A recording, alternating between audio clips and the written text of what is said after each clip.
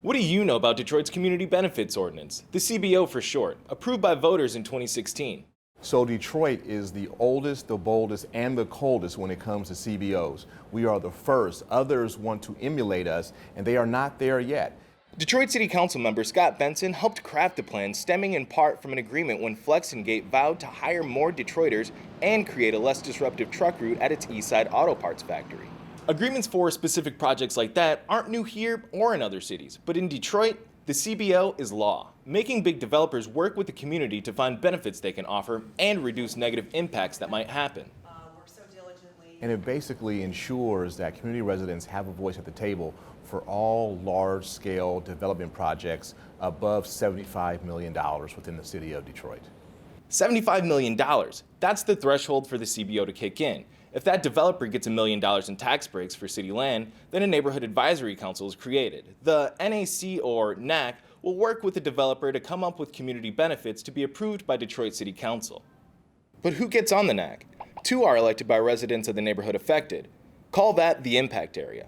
4 are chosen by the city's Planning and Development Department.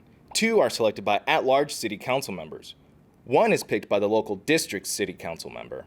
That's 9 total who attend open meetings to negotiate for the community.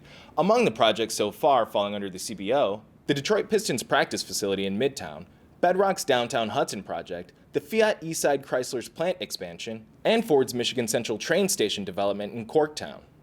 But let's go back to 2016 when the CBO went to the voters. There were actually 2 CBO ordinances on the ballot. Councilmember Benson's Plan B won, while CBO Plan A lost. Plan A? A grassroots effort led in part by Linda Campbell of the Equitable Detroit Coalition and the Detroit People's Platform. We have been working on the issue since 2011, just organizing, educating community residents about the community benefit agreement process. Plan A would have been a lot tougher on developers. The project threshold would have been a lot lower, just $15 million, meaning a lot more projects under the ordinance, which some said would have stifled development within city limits. Why come and work here? You're going to go to Hamtramck, Highland Park, Royal Oak, or any other municipality where you can get a deal done and not have to go through a process that was so obtrusive that it will grind development to a halt. A few years in, and some Detroiters are not happy. They want a stronger law, more like the one that lost in 2016. What do you believe would improve the community benefits process? At this meeting, they're working on amendments to the CBO. If you speak with residents, by and large, they will say that the CBO process currently has failed, even though there have been some benefits. But when you look at proportionately the investment in the community benefits versus the payout by way of tax incentives and abatements, it's very, very low.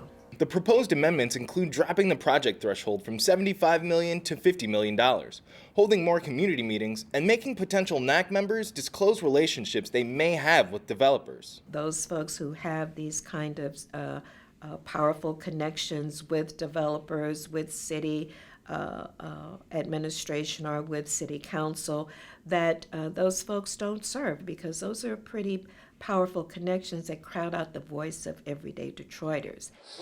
Councilmember Benson says he's seen Detroit lose projects because developers don't like the CBO. Oh well, still, he'd like to keep it pretty much the way it is. But we have to do something that works. We can't run all development away, and we can't just willy-nilly bring development in and not take into account the voices of the residents who would be impacted. As it stands now, the proposed amendments could soon be presented to the Detroit City Council for it to decide.